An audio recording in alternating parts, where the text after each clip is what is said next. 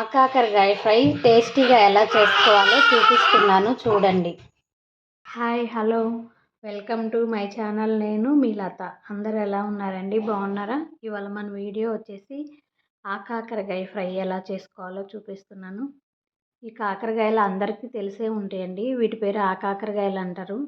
వీటిని మనం ఒక 20 మినిట్స్ వాటర్లో వేసి నీట్గా కడుక్కోవాలండి. దీని లోపల డస్ట్ ఉంటుంది, అది పోయేంత వరకు కడుక్కోవాలి.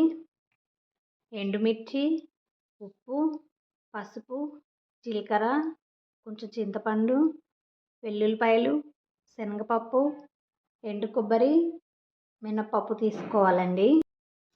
ఇప్పుడు వీటిని ఎలా కట్ చేసుకోవాలంటే అండి,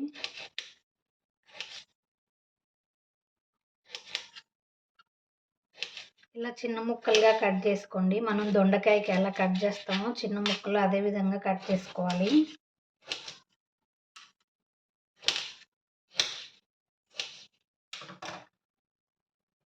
ముక్కలుగా కట్ చేసుకోవాలి.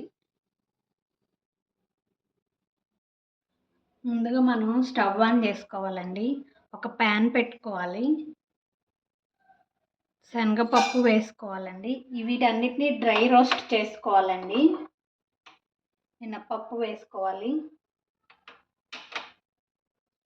ఇవి కొంచెం ఫ్రై అవ్వాలండి.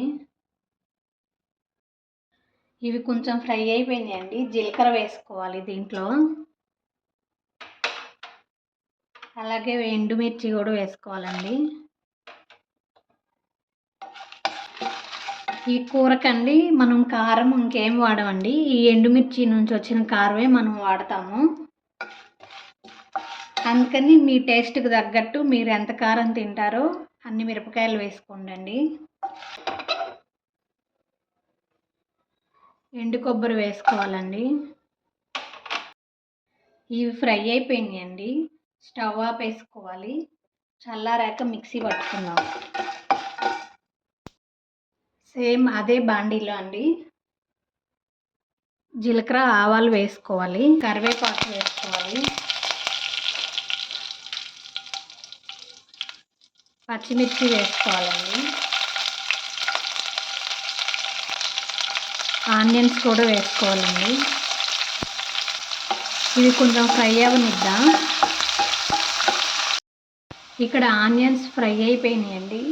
ఇప్పుడు మనం ఆ కాకరకాయల ముక్కలు వేసుకోవాలి.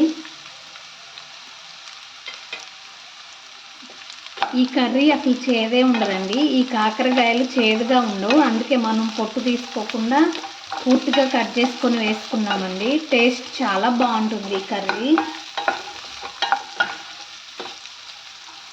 ఇది కొంచెంసేపు మగ్గబెడదాం. ఆ లోపల మనం ఇవి ఫ్రై చేసుకొని ఉంచుకున్నాం కదండి, మిక్సీ పట్టుకుందాం. దీంట్లోనే కొంచెం చింతపండు కూడా వేసుకోవాలండి. సాల్ట్ వేసుకోవాలండి. పసుపు కూడా వేసుకోవాలి. ఒకసారి కలుపుకుందాం. మూత పెట్టి మగ్గబెట్టుకుందామండి. ఫ్లేమ్ మీడియం పెట్టుకోవాలి. అలాగే వెల్లుల్లిపాయలు కూడా వేసి మిక్సీ పట్టుకుందాం. ఇలా మధ్య మధ్యలో ఒకసారి చెక్ చేసుకోండి అవి ఎంతవరకు ఫ్రై అయినాయో అని.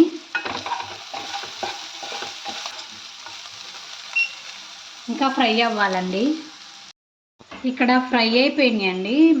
మనం పట్టుకొని ఉంచుకున్నాం కదండి, ఆ పౌడర్ వేసుకోవాలి. నిమిషాలు మగ్గబెట్టుకోవాలండి. పౌడర్ వేసాక రెడీ అయిపోయిందండి. స్టవ్ ఆపేసుకోవాలి. ఇంతేనండి, సింపుల్ ఆకాకరకాయ ఫ్రై రెడీ అయిపోయిందండి. నచ్చితే మీరు ట్రై చేయండి.